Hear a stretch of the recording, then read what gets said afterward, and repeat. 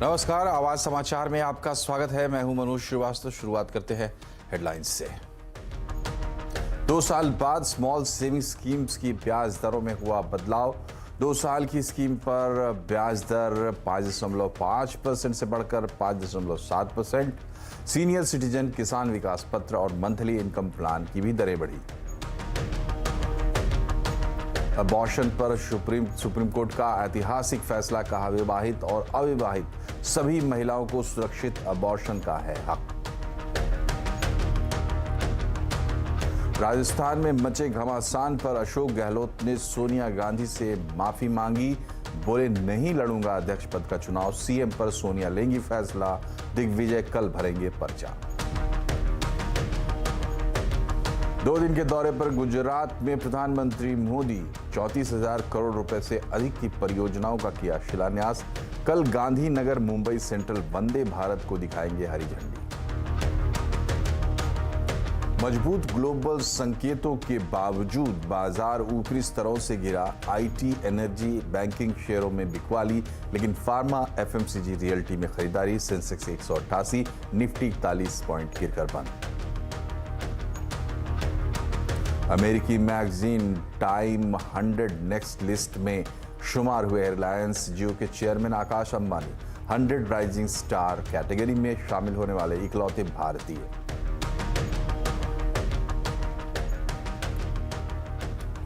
Small saving scheme की ब्याज दरों में 2 साल के बाद अब बदलाव किया गया है। अब 2 साल की स्कीम पर 5.5% की जगह 5.7% ब्याज दर मिलेगा। वहीं 3 साल की स्कीम के लिए ब्याज दरें 5.5% से बढ़कर 5.8% हो गई हैं। सीनियर सिटीजन को पहले 7.4% ब्याज मिलता था, लेकिन अब वो 7.6% मिलेगा। किसान विकास पत्र पर पहले ब्याज दर 6.9% था, लेकिन अब 7% के हिसाब से यहाँ ब्याज मिलेगा। वहीं मंथली इनकम प्लान पर ब्याज दर को 6.6% से बढ़ाकर 6.7%, 10 बेसिस पॉइंट का इंक्रीमेंट यहां पर दिया गया है।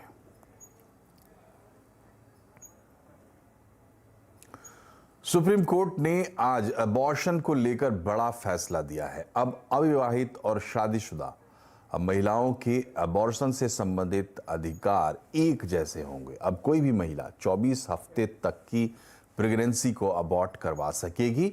21 अगस्त को सुप्रीम कोर्ट ने 25 साल की एक महिला को 24 हफ्ते की प्रेगनेंसी अबॉर्ट करने की इजाजत दी थी और तभी कहा था कि medical termination of pregnancy act की समीक्षा की जाएगी। आज कोर्ट ने साफ किया है कि 1971 में एमटीपी एक्ट शादीशुदा महिलाओं के लिए बना था, लेकिन 2021 का संशोधन विवाहित और अविवाहित का भेदभाव नहीं करता। इसलिए सभी महिलाओं को लीगल और सेफ अबॉर्शन का अधिकार है। इसके साथ ही कोर्ट ने सिर्फ एमटीपी एक्ट के संबंध में मैरिटल रेप को भी मान्यता दी है।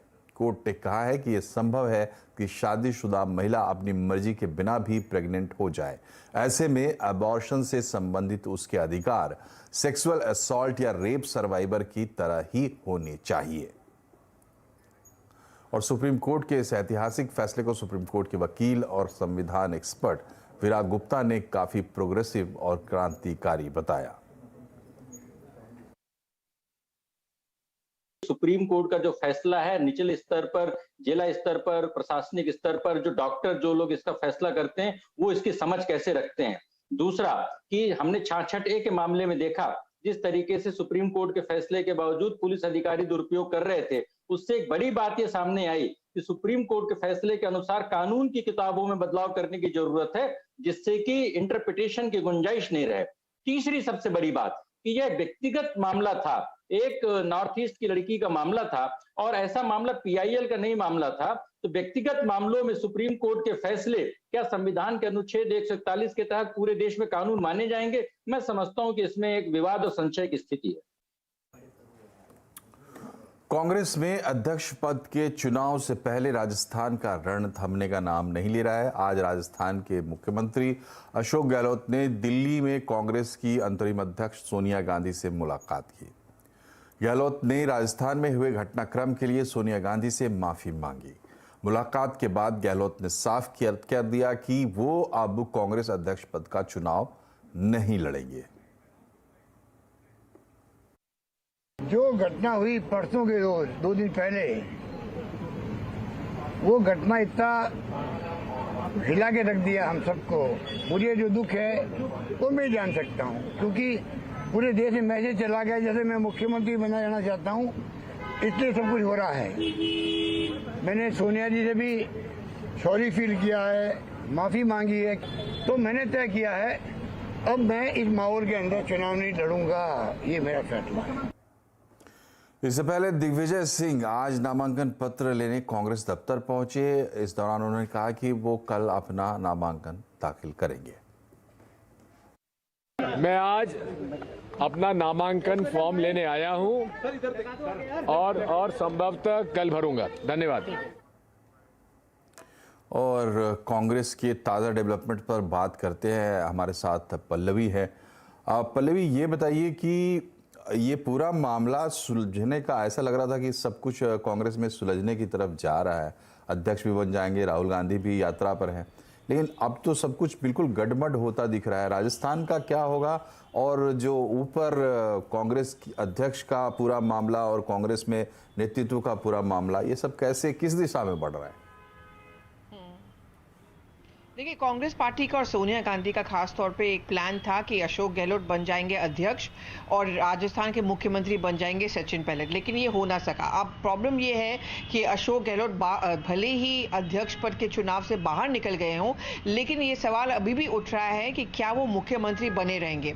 आप अगर सीक्वेंस ऑफ इवेंट्स देखें, अंदर जब उनकी बैठक चल रही थी सोनिया गांधी के साथ, और हमारे सूत्र बताते हैं कि उन्होंने ये भी कहा सोनिया गांधी से कि अगर आपको लगता है कि मुझे मुख्यमंत्री के पद से इस्तीफा देना चाहिए, मैं उसके लिए भी तैयार हूं। ये आपके ऊपर निर्भर होता है कि वहां का मुख्यमंत्री कौन बनेगा या कौन रहेगा।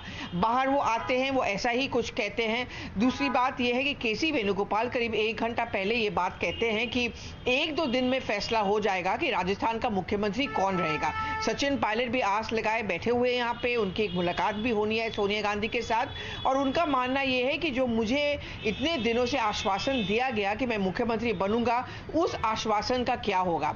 मुझे नहीं लगता सोनिया गांधी के लिए ये निर्णय कर पाना बहुत आसान होगा, क्योंकि अगर तुलना की जाती है पंजाब के साथ, लेकिन पंजाब में आपने अंत में देखा होगा कैप्टन अमरिंदर सिंह के साथ बहुत कम विधायक रह गए थे, लेकिन यहाँ पे अशोक गहलोत के साथ ऐसा नहीं है। ज्यादातर विधायक उनके साथ हैं, बल्कि जिनको शो कॉज नोटिस दिया गया है वो अभी भी डटे हुए हैं। वो अभी भी कह रहे हैं कि अशोक गहलोत के बिना पार्टी बिखर जाएगी। 1 साल बाद चुनाव है और ऐसे में कांग्रेस के लिए अशोक गहलोत का हाथ छोड़ना बहुत ही मुश्किल होगा। लेकिन मुझे लगता है सोनिया गांधी शायद ये संदेश भी देना चाहेगी अशोक गहलोत को कि मैं बॉस हूं, मैं तय करूंगी कौन मुख्यमंत्री है, कौन नहीं रहेगा। बहुत बहुत शुक्रिया पल्लवी तमाम इस विश्लेषण के लिए। अभी स्थिति ऐसी नहीं कि कांग्रेस में सब कुछ स्पष्ट हो जाए, जाहिर सी बात है इसमें वक्त लगने वाला है, और कांग्रेस की कला हालांकि दिलचस्प दौर में है, और इसमें क्या होगा अब इस कथा को हम कहां बढ़ता हुआ देखेंगे। समझने के लिए देखिए आज का आवाज़ अड्डा शाम 7:57 पर। कांग्रेस में जो हो रहा है, क्या वो मनमर्जियां हैं?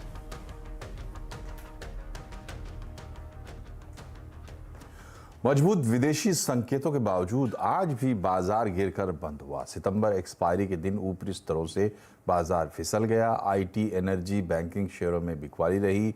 फार्मा, एफएमसीजी, रियल्टी शेयरों में खरीदारी रही। वहीं सितंबर के आंकड़े से पहले ऑटो सेक्टर में भी दबाव देखने को मिला। सेंसेक्स 188 और निफ्टी 41 पॉइंट गिरकर बंद हुए हैं।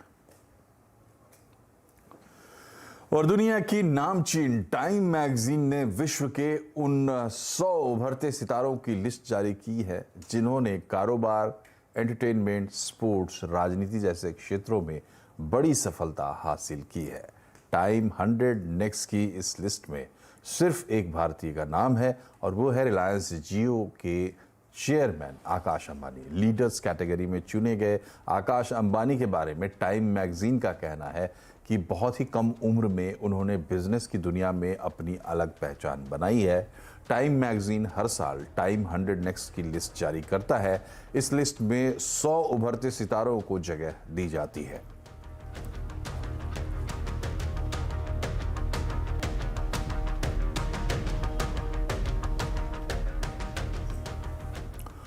गुजरात में इसी साल चुनाव होने वाले हैं और प्रधानमंत्री मोदी आज से 2 दिन के गुजरात दौरे पर हैं। सबसे पहले वो सूरत पहुंचे, वहां 3400 करोड़ रुपए से ज्यादा की विकास योजनाओं की आधारशिला प्रधानमंत्री ने रखी। इसके बाद प्रधानमंत्री ने सूरत में रोड शो भी किया। सूरत के बाद वो भावनगर पहुंचे, यहां CNG टर्मिनल का उद्घाटन किया और लोगों को संबोधित भी किया।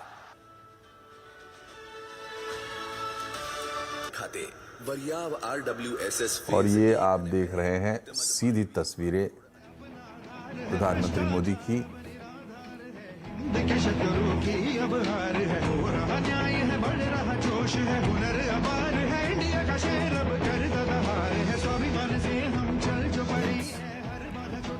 ये शुभंकर के साथ प्रधानमंत्री मोदी और उनके मंत्रिमंडल के सहयोगी।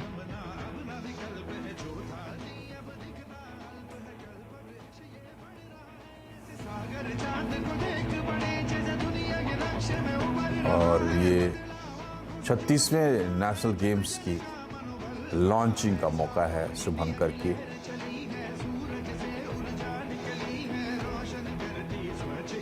मैस्कॉट जो उसका होता है।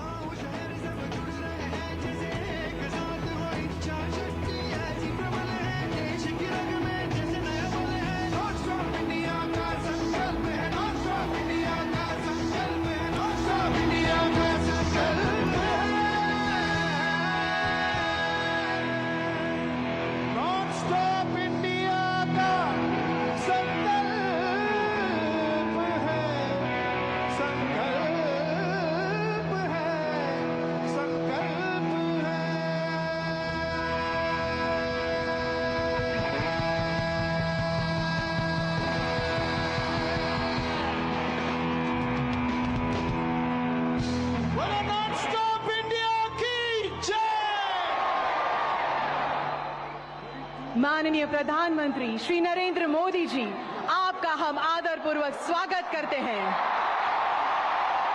1 लाख से भी अधिक लोगों के उत्साह से भरे इस भव्य स्टेडियम में साथ ही हम हर्षोल्लास के साथ स्वागत करते हैं गुजरात के महामहिम राज्यपाल श्री आचार्य देवव्रत जी का, गुजरात के लोकप्रिय मुख्यमंत्री श्री भूपेंद्र भाई पटेल जी का, माननीय केंद्रीय खेल मंत्री श्री अनुराग ठाकुर जी का, ગુજરાતના માનનીય ખેલ મંત્રી શ્રી હર્ષભાઈ સંઘવીનું પણ સ્વાગત છે। ગુજરાત પ્રદેશ અધ્યક્ષ અને નવસારીના માનનીય સાંસદ શ્રી CR પાટીલજીનું પણ સ્વાગત કરીએ છીએ અને અમદાવાદના માનનીય મેયર શ્રી કિરીટભાઈ પરમારનું પણ હાર્દિક સ્વાગત છે। साथ ही मंच पर उपस्थित गुजरात सरकार के माननीय मंत्रीगण, IOA और SOA के पदाधिकारीगण एवं भारत के गणमान्य एथलीट्स का हम बहुत बहुत स्वागत करते हैं। अब मैं माननीय मुख्यमंत्री श्री भूपेंद्र भाई पटेल से नम्र निवेदन करती हूं कि माननीय प्रधानमंत्री श्री का इस विशिष्ट अवसर पर पुष्पगुच्छ से स्वागत करें और साथ में स्वागत करें 36वें नेशनल गेम्स के मेमेंटो के साथ।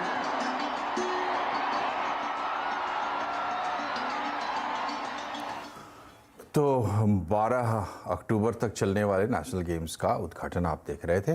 पर्दे आगे, भारत के UPI पेमेंट सिस्टम का जल्द ही अमेरिका में डंका बजेगा। हमें सूत्रों से जानकारी मिल रही है कि US में UPI के साथ रुपे कार्ड को भी लॉन्च करने की वित्त मंत्रालय तैयारी कर रहा है। क्या है डिटेल, समझते हैं आलोक से। आलोक, बताइए क्या तैयारी है? बिल्कुल, देखिए, अगर अमेरिका में UPI पेमेंट सिस्टम और रुपे डेबिट कार्ड शुरू होता है तो खासतौर से वहां जाने वाले जो टूरिस्ट हैं, बिजनेस डेलीगेशन है और वहां पर जो काम कर रहे भारतीय हैं और छात्र हैं, उनके लिए एक बहुत बड़ी सुविधा होगी। CNBC आवाज को सूत्रों से जानकारी मिली है कि इसको लेकर NPCI, national payment corporation of India, RBI के साथ मिलकर वहां के जो लीडिंग प्लेयर्स हैं अमेरिका के, उनके साथ बातचीत कर रहा है। इसमें खास तौर से वर्ल्ड पे, स्ट्रिप, एवेलॉन, पेमेंट वॉल जैसे जो प्लेयर्स हैं उनके साथ साझेदारी की बातचीत चल रही है और इसके जरिए वहां पर यूपीआई पेमेंट और रुपे डेबिट कार्ड के जरिए पेमेंट करना आसान बनाया जाएगा और संभव हो सकेगा। तो कुल मिलाकर जो पिछले महीने यूएस डेलीगेशन का विजिट इंडिया में हुआ था यूएसटीआर का, उसमें इस पूरे मुद्दे पर चर्चा हुई है और डिपार्टमेंट ऑफ कॉमर्स की तरफ से जो प्रपोजल आया है उस पर वित्त मंत्रालय विचार कर रहा है और वित्त मंत्रालय एनपीसीआई आरबीआई के साथ बातचीत करके इस पर मंजूरी दे सकता है। खासतौर से बता दूं कि जो यूपीआई का सिस्टम है वो ऑलरेडी 10 देशों में बातचीत वहां चल रही है और हाल ही में नेपाल में शुरू हुई है। और यूपीआई पेमेंट सिस्टम की सफलता की बात करें तो अगर देखें तो पिछले साल करीब 4000 करोड़ ट्रांजैक्शन हुए हैं जिसमें 340 अरब डॉलर का कारोबार हुआ है और इस साल और भी ये रिकॉर्ड तोड़ सकता है। तो कुल मिलाकर अमेरिका में यूपीआई पेमेंट सिस्टम की दस्तक एक इंडिया के पेमेंट सिस्टम जो यूपीआई काफी फेमस है उसके लिए एक बहुत बड़ी सफलता होगी।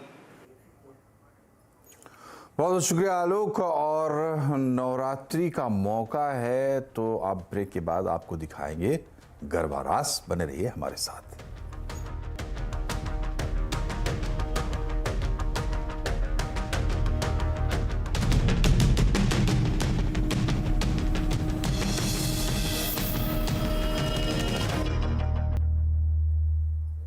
ब्रेक के बाद एक बार फिर से आपका स्वागत है। तो नवरात्रि का चौथा दिन और गुजरात के कोने कोने में गरबे जो हैं अब शबाब पर पहुंच रहे हैं। हालांकि अभी 5 दिन और बाकी है। तो चलिए आपको दिखाते हैं अहमदाबाद से एक गरबे का आयोजन।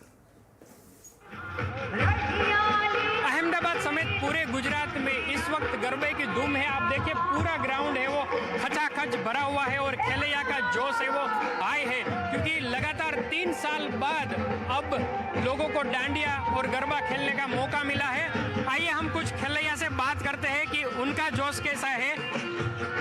अच्छा आप बताइए कि आपका जोश कैसा है गरबा खेलने का? बहुत ज्यादा है। 3 साल बाद गरबा खेल रहे तो कैसी तैयारी की आपने? बहुत ज्यादा तैयारी की है और बहुत मजा आ रहा है यहाँ पे। आइए हम दूसरे खेलैया से भी बात करते हैं जो कि गरबा लेने के लिए अभी मशगूल है। आइए हम पूछे। अच्छा आप बताइए किस तरह से आप एंजॉय कर रही है? 3 साल बाद आपको खेलने को मिल रहा है। 3 साल बाद कोविड के बाद खेलने को मिल रहा है, बहुत मजा आ रहा है।